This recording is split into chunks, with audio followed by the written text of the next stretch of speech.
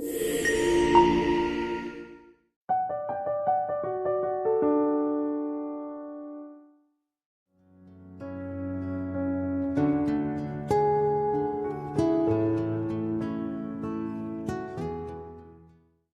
and blessings, everyone. It is me, Dr. Sabrina, Sister Sabrina, your friend, your therapist, your fellow traveler on this wild ride of life. And I want to thank you for coming back to Soul Speak, Conversations for Your Healing Journey, where you have entrusted me with your questions, and I have done my best to answer them on my own. And today, I'm also gifted with the presence of a fellow traveler who's also going to answer these questions with me from your hearts to our hearts. And we all know that the questions that you ask are also questions that so many others need. So please join me in welcoming my fellow traveler, my brother on this journey, Dr. Habib Boerger. I'm going to tell you a little bit about Habib. He is a spiritual counselor, a mentor, a teacher with a passion for accessible, inclusive spirituality. He is the host of Beyond Names, Spirituality for Anyone and Everyone, a podcast exploring heart-centered, interspiritual living.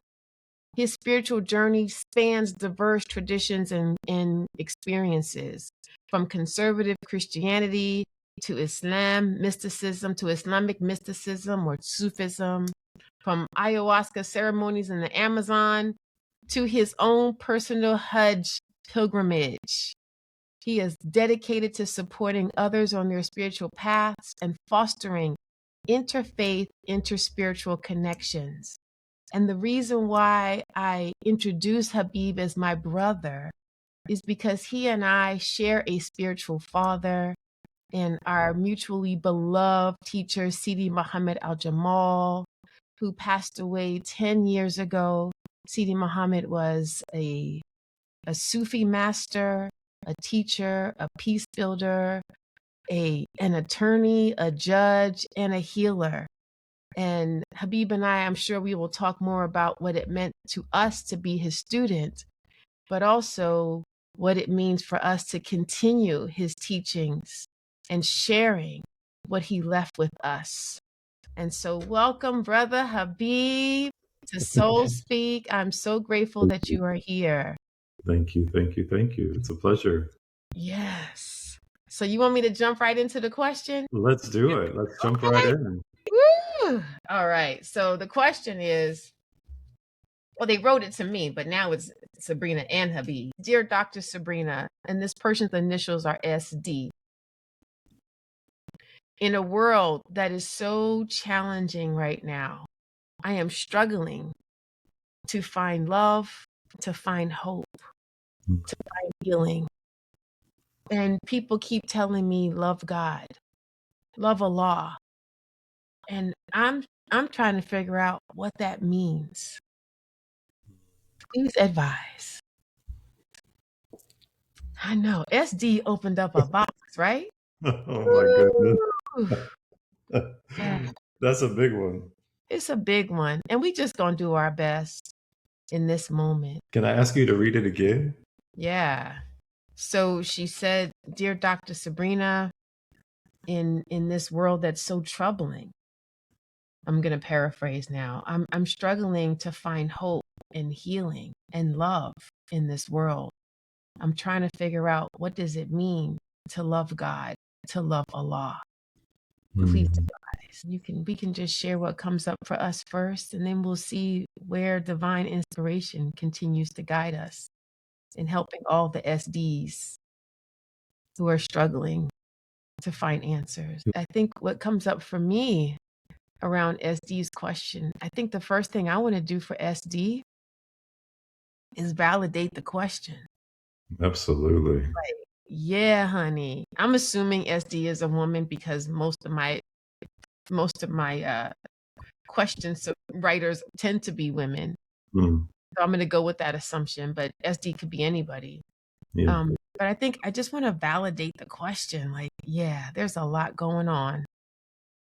And given that there's so much happening in our world, that we could fall under the illusion that God's no longer around, that God has given up on us.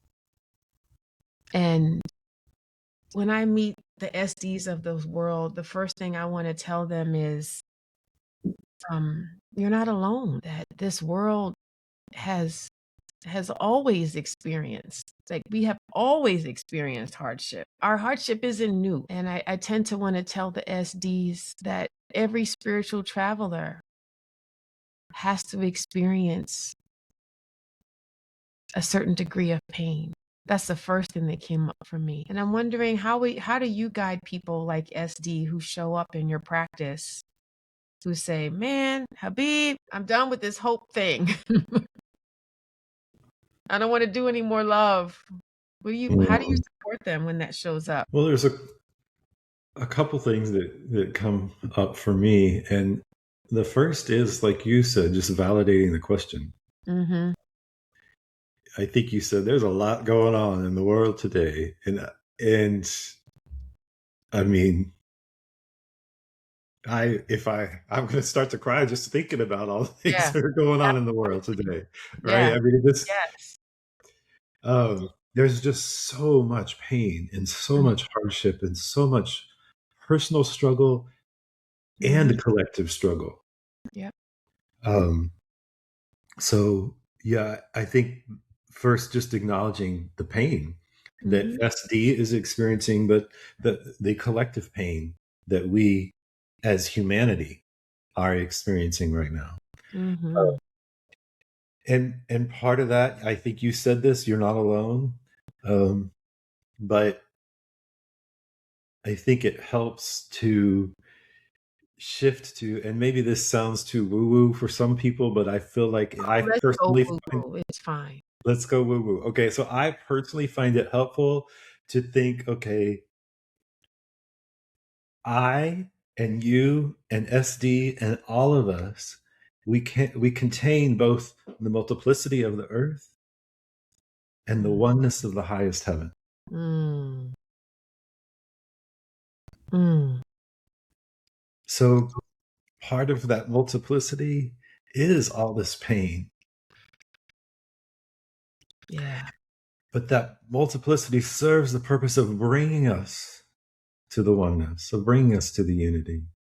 And so that's Mm. why I need to remind myself, I'm not alone in this experience. Not am I not alone in terms of like, I'm not the only person having this experience, but if we contain both the multiplicity of the earth and the oneness of the highest heaven, really, we're all one. Mm. Man, I love that. We contain inside of us the multiplicity of the earth and the highest heaven. Is that what you said? The oneness of the highest The heaven. oneness of the highest heaven. And then that reminds me, Brother Habib, and it's something I'm always reminding people, that we were designed to triumph over these experiences and designed to seek God's guidance through these challenges. And what would happen if so many of us decided what you just shared, like, oh, I have this experience, and the ultimate purpose of this experience is to eliminate this notion of separation. Like, we're all having this together, and didn't weren't we shaped to have this experience? You know, you reminded me when my daughter was 8 years old. 8 is a precious age because you're completely articulate, like you're starting to make a little sense. You can brush your own teeth, you can think about stuff. And I remember my daughter was 8. She said, mommy, I think Allah made all these different religions so we could figure it out. And I was Mhm. like, oh, well, honey, guess what? A lot of people haven't figured it out. And she was like, I know. I I know. know they haven't Oh, figured it out. you're like, yeah, mom, duh. Like, duh. But I never forgot that moment because she is 8 years old, Yeah. just beyond the age of 7, which is when we say like is the time to teach. Mm.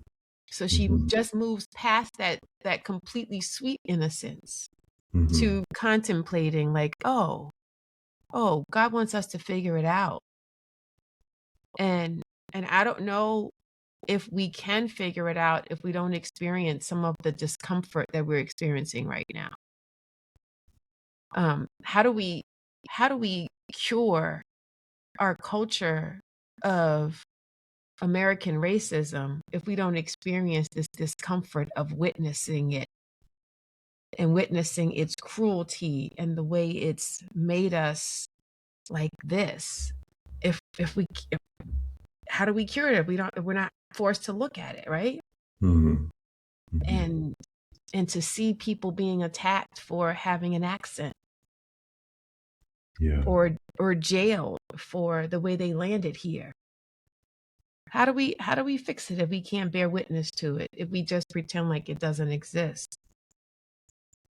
And I think the other thing that came to me when you were sharing was, and I can't remember the surah in the Quran, Mm.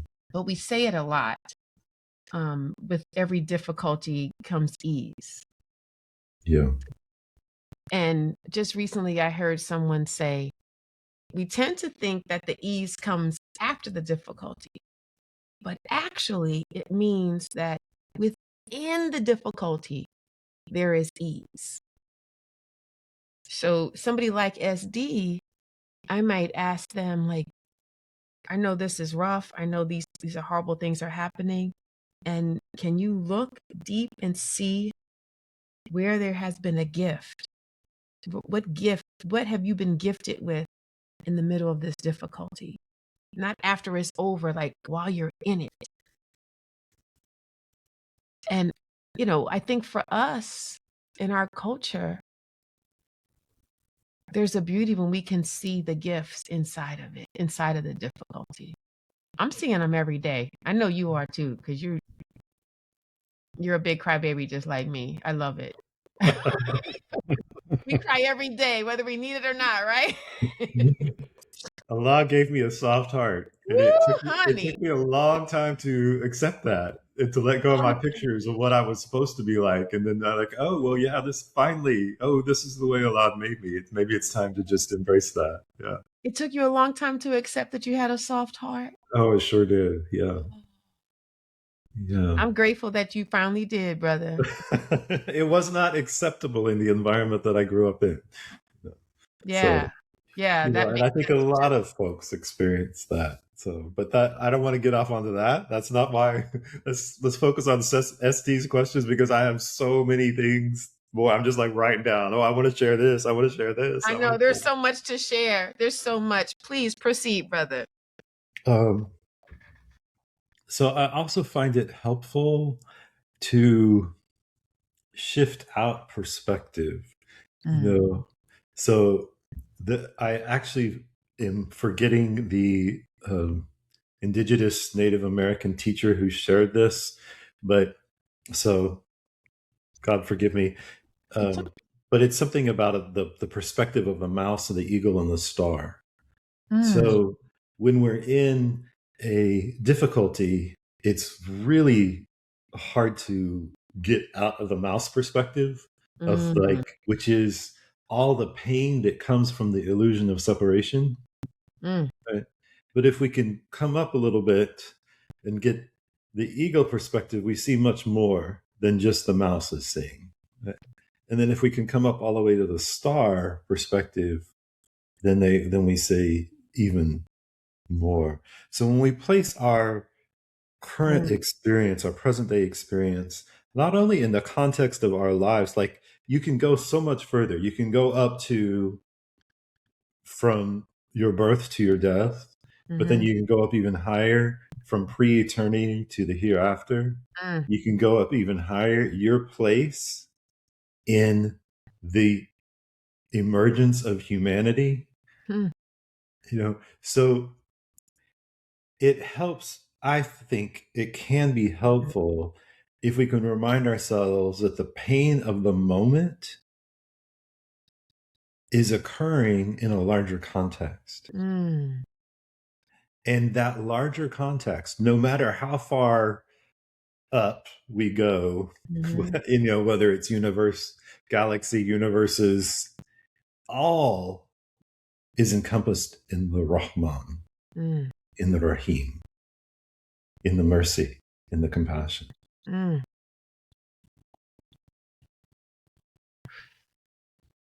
And it doesn't mean that that experience isn't painful. It doesn't mean that it doesn't hurt. It doesn't mean that it doesn't break our hearts and feel like it's breaking our bones too. That's real. And it's also real that it is encompassed in this from pre-eternity to hereafter, that it is encompassed in mercy and compassion. What you just shared also just opened up something in me. I appreciate that analogy of the mouse and the eagle and the star. Um, I am in regular contact with several incarcerated men and women, Mm. project that I worked on. Mm-hmm. And just recently, someone that I have loved since birth Mm. has been unjustly incarcerated. And Oh. we have rallied around this person to do everything we can to help them be free.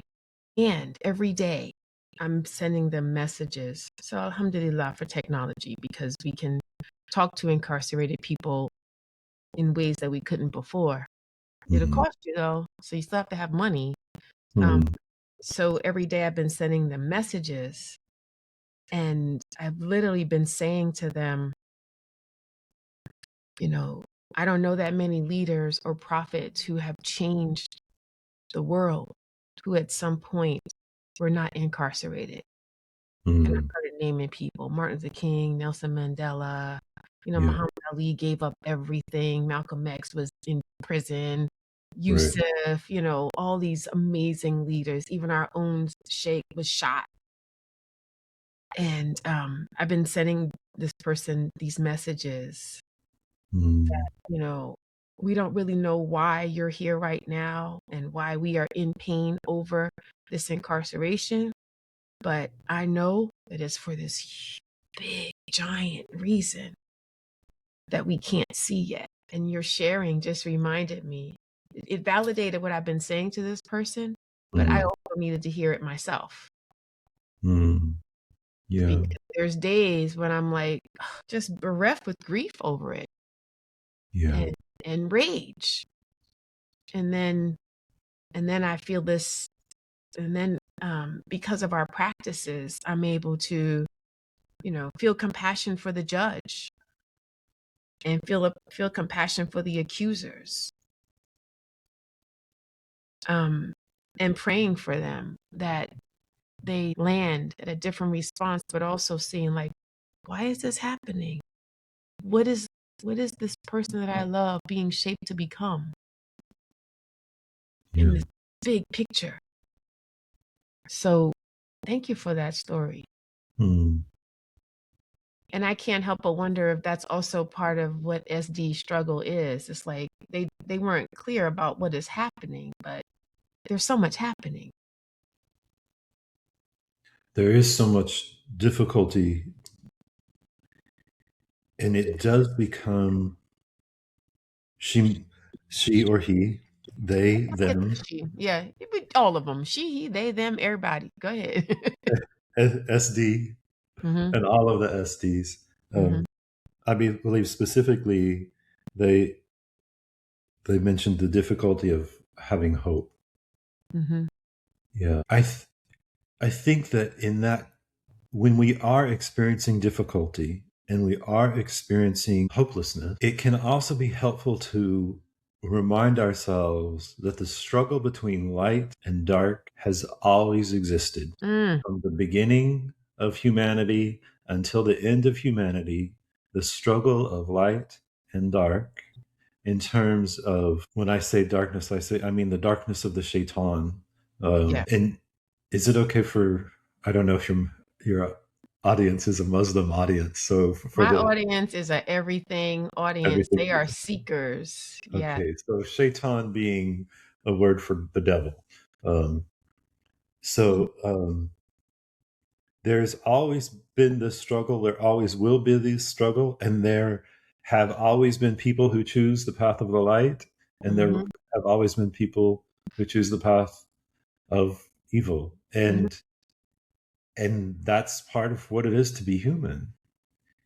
And when we're in that place of hopelessness, sometimes it's to say, okay, I'm going to choose the path of light. And so, what helps me do that?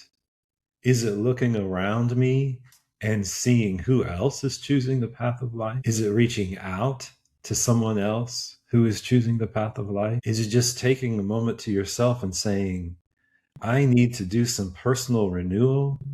Mm-hmm. I just, it could be as simple as taking a nap. Yeah. Sometimes choosing the path of light is, I need rest. I'm going to go take a nap. Yes. I mean, it doesn't have to be a big mystical experience. It can be the everyday, I'm going to Mm-hmm. go take a bath. I'm going to go Mm-hmm. for a walk. I'm going to take a nap. Mm-hmm. I'm going to do some sort of self care for my body. I know my wife is super intelligent.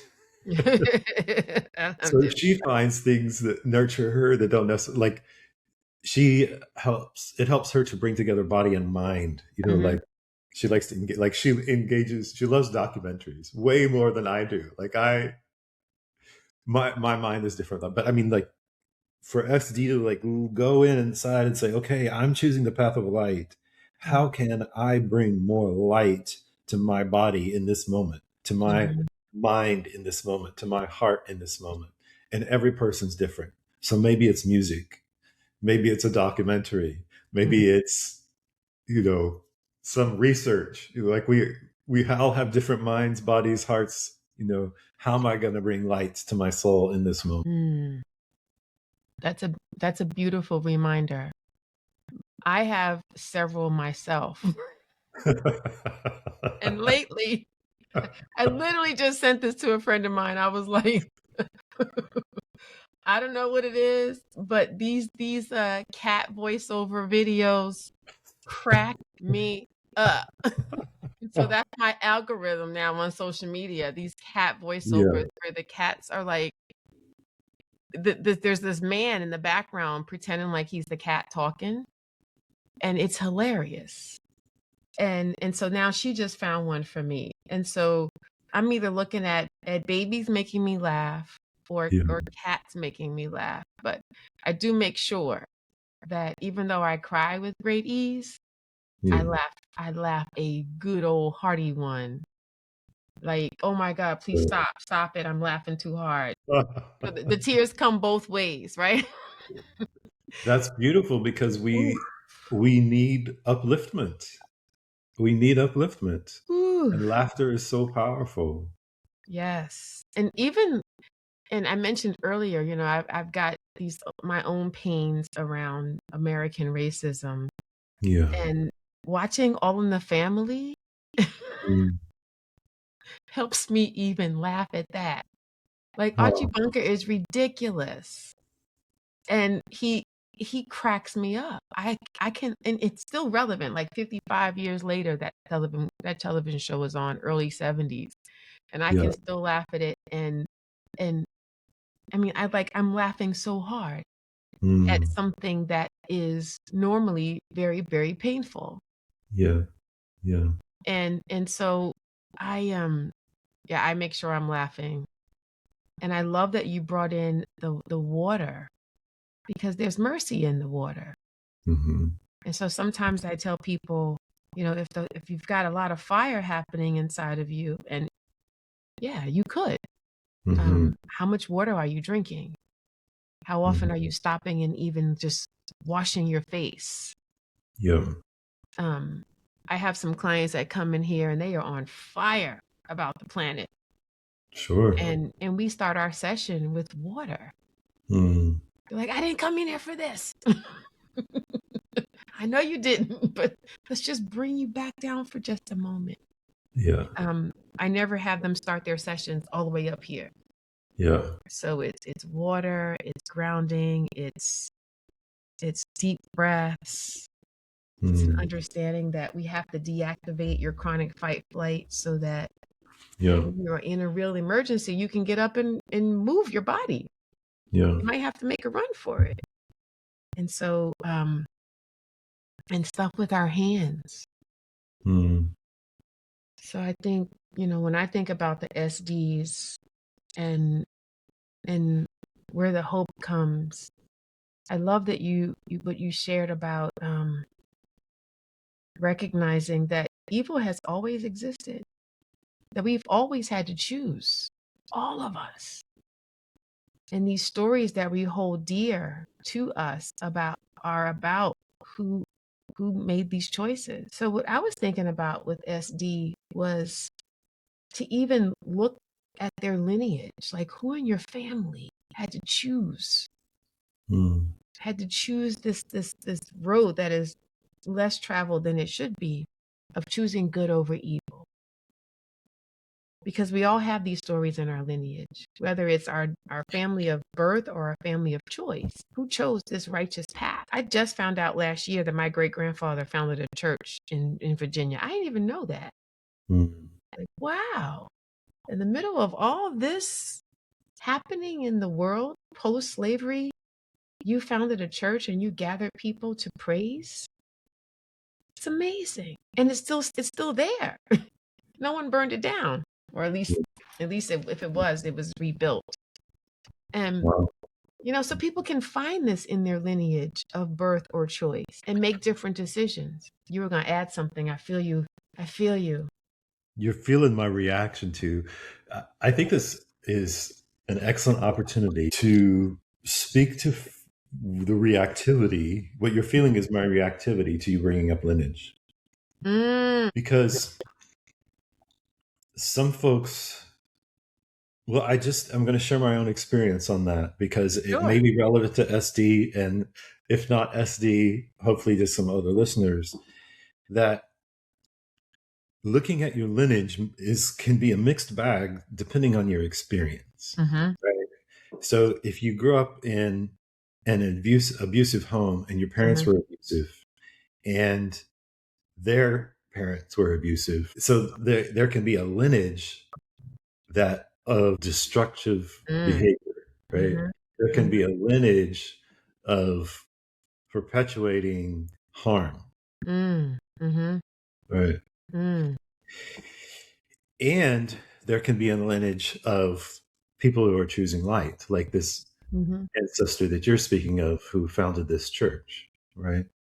So sometimes I think it behooves us to go into it with like, okay, what am I going to do if I need a support in this process? Like Mm-hmm. having your support system established before you embark on that can be Mm-hmm. helpful. So you're ready to balance your perspective and try and have the star's perspective as opposed to the mouse perspective when it comes to your lineage, right?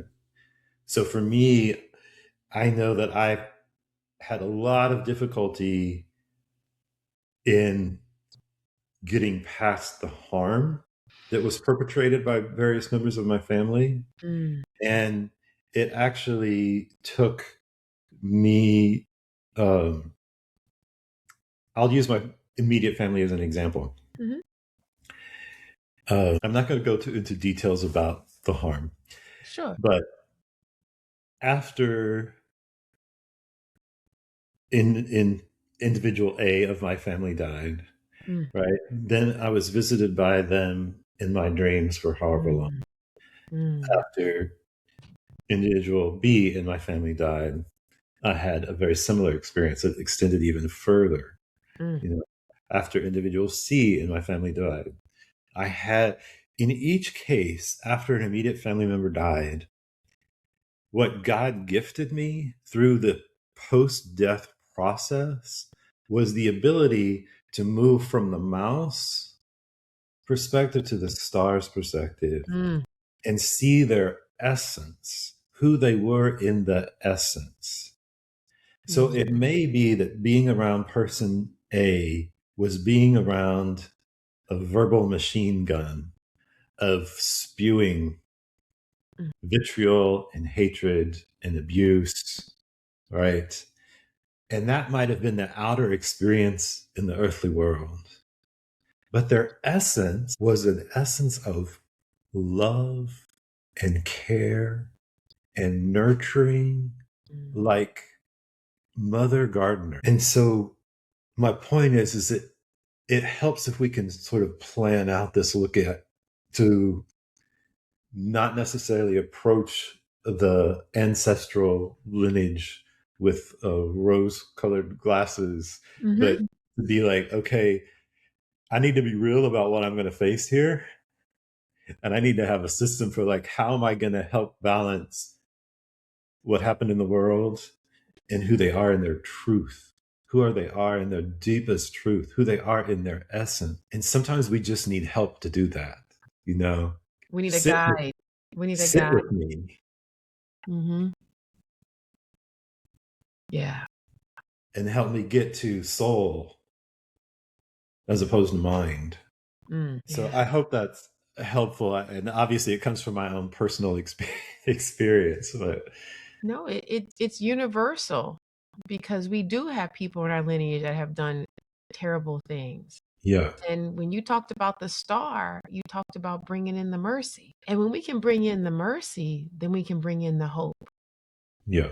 that we too can transform from whatever is happening to us. And we can remember not only who they are in their truth and their deepest self, but we can remember who we are in our Absolutely. truth, in our deepest self. And we can remember when we get to the star as opposed to the mouse, we can remember that who I am in my deepest self, who you are in your true self, who SD is pure light. Mm-hmm. In your essence, you are pure light. In Yeah. SD's essence, SD is pure light. Yeah. And we were made to go home, and Mm. home is paradise. Yes. Oh, my brother. That was beautiful. We were made to go home. What a gift of hope you just gave someone. You are pure light and you were made to go home. Yes. So, what you're really talking about is how do we see ourselves and our life and all the people that came before us and all the people that's coming after us through the lens of mercy. And through the lens of both outer truth and inner truth. Yes. We need to be honest with what we're facing. And Mhm. sometimes what we're facing is an evil face. Yes, that is true. That is true. We got to be real with the outer and the inner. Mm-hmm. And if we only are looking at one, we're out of balance. And we will out of balance, and our perspective will be out. That is true. I've actually been struggling a bit in my own, just facing my own struggles with darkness Mm-hmm. lately. So Yeah. I feel like, SD, thank you for your question, because this is hitting home. And answering your question is helping me, and Mm-hmm. God willing, I hope it helps you too. Yes. Um, but you mentioned in the question, SD's saying something along the lines, forgive me if my paraphrasing isn't accurate, but something along the lines of having difficulty like experience the healing and experiencing the love. Mm-hmm. And in our tradition in Islam, there is there is a saying that Allah, that God, the divine, says to the human being, when you remember me, Mm. I remember you. Mm. Can you say that one more time to SD? Because I think that's really the question, right? It can be so helpful, especially in, I mean, always, but especially in those moments of difficulty and hardship and trouble, that the divine has said to us, when you remember me, I remember you. So you mentioned earlier asking the question of like, where's the ease in this? So here's the hardship. The ease goes with the hardship. It's not after, it's with. So somewhere in this, there is a kernel. There is. So it's very much a parallel. So in this, where, how is Allah remembering me?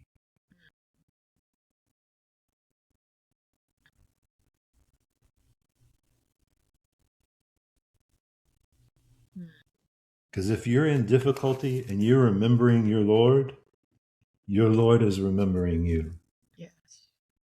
You just might not be able to perceive it in the moment. So in this moment, how might I be remembered by the divine? In this moment, how is the divine remembering me?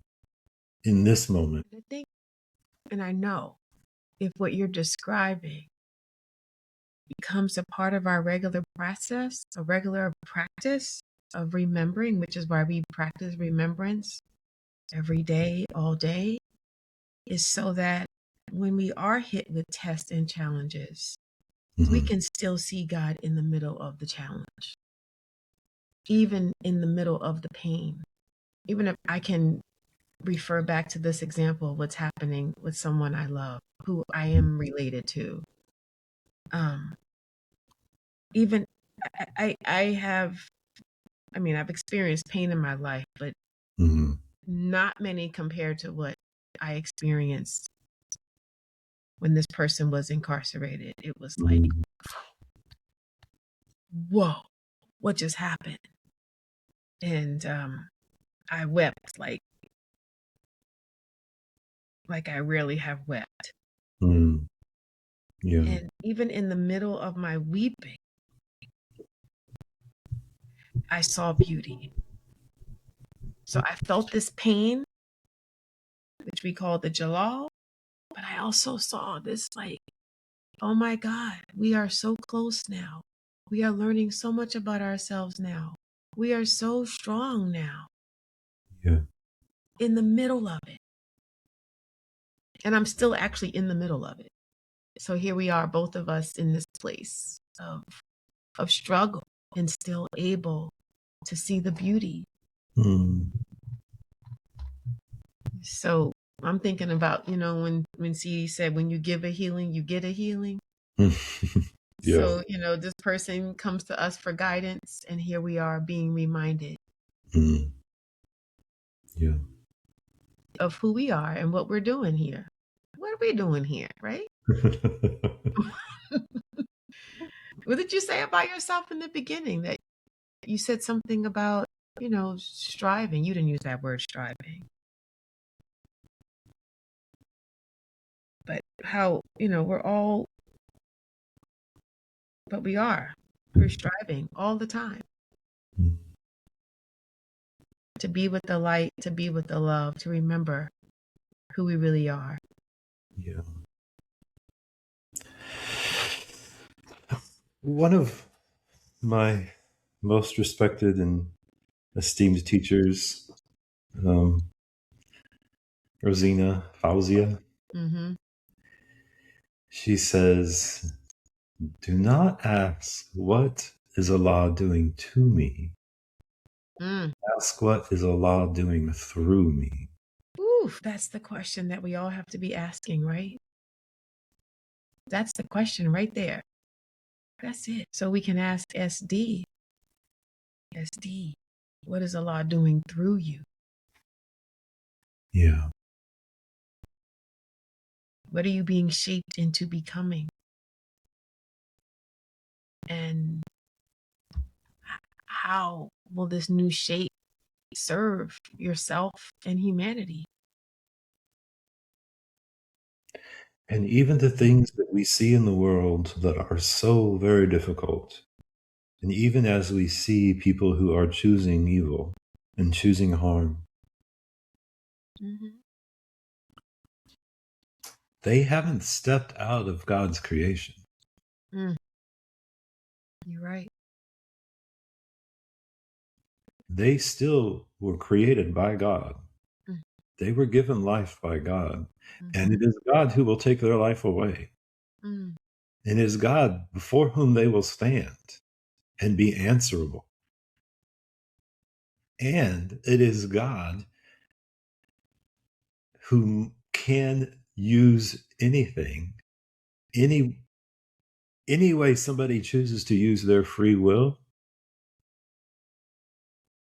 God can still use that and make something through it.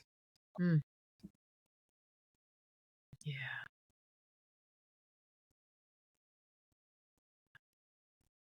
Mm. You've given us all something to be reminded of.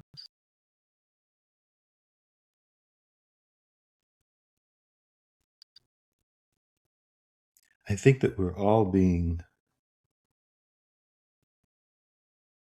asked to let go of the illusion of separation. And we're being asked to choose the path of light and the path of love. Yes. And we're being asked to take action on the inner and the outer, to signify that path, to consciously participate in growing love and growing light in your own heart, so you can grow love and light in the soul of the world. I think you have blessed us with the perfect place to pause. Hmm. Do you remember what you just uttered from your lips? I know. I was going to ask you to repeat it because it was so perfect. It was so perfect. And actually, when you can't remember, that's how you know it wasn't just for you. Before we came on this call, we did a prayer, and the prayer was that we speak the words that are in service to the listener. And I so appreciate you, brother. Can I make one more point before we wrap up? Yes, yes, you can do whatever you want. Well, I just know that SD's question had this piece about love, this piece about receive. She didn't say it in a he, they, them. Sorry, didn't say it in these exact terms, but I'm going to translate into Mm-hmm. what does it mean to love Allah? What does it mean to be loved by Allah? Mm. How do I do that? Mm. That's kind of the question that I heard from what you read. Yes, you're right. You know, You're like, right. and so I don't want to leave that question There without you go. saying, yeah, let's talk about what does it mean to love Allah and be loved by Allah?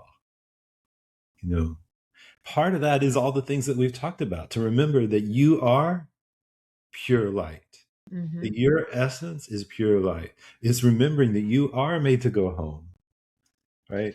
But part of it is also remembering not only the nature of ourselves, but the nature of the divine, Mm. that God is infinite, that Mm. God's love is infinite. And because God's love and light is infinite, that means that there is always more love for us. Mm. There is always more love for you, for SD, for me, for all of us. There's always more love. So when we're struggling with receiving love, having a sense of connection with love, like we yearn, I believe to some degree or another, we all yearn for that sense of connection to the divine. Yes. Whether we know it on a conscious level or not, that's my personal belief. Mm-hmm. Right. So how do we get in touch with that yearning in order to increase the receptivity of our mind, body, heart, soul to ever increasing love and light? And I feel like in order to answer Estee's question of how do I love God, how do I and receive God's love, it's to sit with that question in your own heart of how do I increase the receptivity in my body to more love and more light in this moment? How do I increase the receptivity of my mind to more love and more light in this moment? Of my heart, of my soul. And so that requires that we pay attention to our own experience. We pay attention to what's going on with our minds and our bodies and our thoughts and our feelings and our emotions. And with each thought and with each emotion, with each feeling, we say to ourselves, how can my anger draw me closer to love? How can my grief open me to receive more love?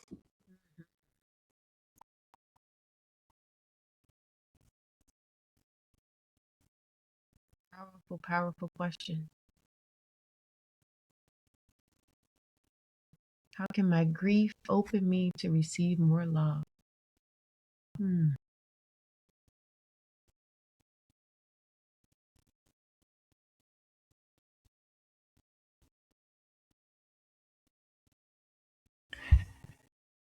And maybe you just need to remind yourself that God, Allah, the divine higher power, is the beloved with a capital B, and you are the beloved with a lowercase b. Lowercase c.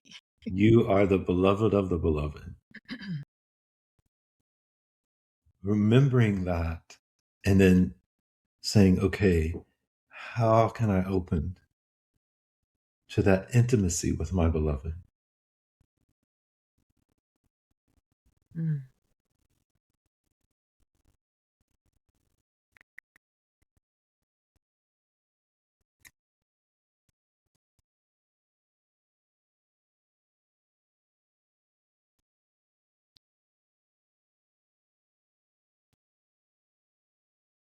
So I'm assuming there's no accident that your teacher named you Habib, which is the beloved. Oh.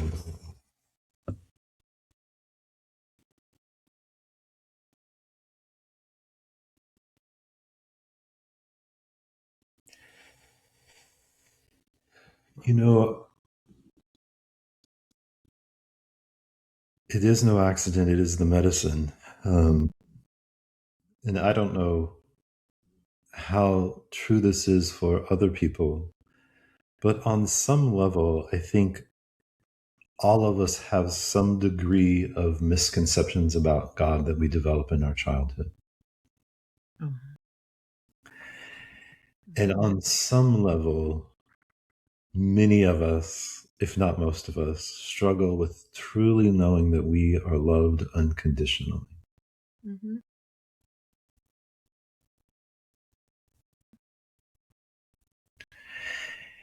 And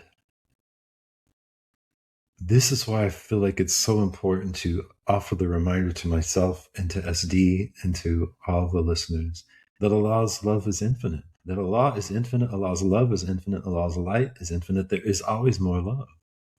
Because until we get in our bones, in the marrow, that Allah loves you. Allah loves you unconditionally, just as you are. Strengths and weaknesses, angelic parts, not angelic parts. Allah loves you.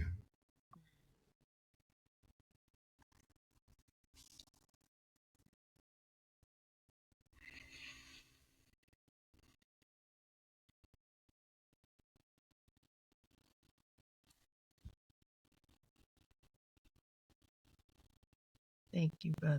I feel like we could sit for hours with this conversation, right? I think we could, and I do feel like we hit the high We With, hit it together. I You think we hit the high points of the question, we at least did. the We ones that stood out to me. Um, and honestly, I thank you for indulging me, just because I feel like that last part, that piece about the love of God and knowing the love of God, like, it's just so important. I really believe it's the heart of the spirituality. It's the heart of who we are in our truth. It's the heart of our souls. And absolutely. And it's the heart of your name. And it's you showing up with your soft, beautiful heart and sharing it with me, with the people who will listen to Soul Speak, whoever they may be, with the people who may stumble upon this conversation long after you and I have left this earth and be filled. And so God willing. right? We don't know. Right. Yeah. So, here we are 10 years after our sheikh has departed, still sending this message of when you find the love, you find yourself. So again, I thank you. I thank you for taking us a little step further so that there's completion around SD's question. I thank you for all the ways that you have shown up on this planet. And Thank Allah. I I could just do. I could just hear CD saying, "Thank Thank Allah. Allah, thank Allah." Okay. Okay, CD. All right, brother. Thank Okay. Allah. We thank Allah, and we And thank thank see these teachings around the end of separation, so that this conversation we just had can be relevant for the Muslim, for the Christian, for the Jew, for the Buddhist, for the person who's still trying to figure it all out, for all the practices that we don't even know the names of, yes. that this conversation touches all of them as it has touched me Mm. and you. Yes, absolutely. Thank Yes. you so much, and thank you, Thank SD. you. Yeah. So we shall pause. Why don't we just take a few deep breaths together? All right. Bismillah ar-Rahman ar-Rahim. We'll just take 3 deep breaths. That first breath is just gratitude for our capacity to be here, to think, to explore. That second breath for this one body that we have been given to sit and contemplate. And that third breath for the infinite spirit that guides us. And we pray that our inner and our outer matches, and that we continue to be conduits for love, peace, mercy, justice, and freedom. Amen. Thank you, brother. Thank Thank you, you. all of you who are listening. And we look forward to serving you again on Soul Speak Conversations for Your Healing Journey. Peace and blessing. Peace be with you. You too, brother.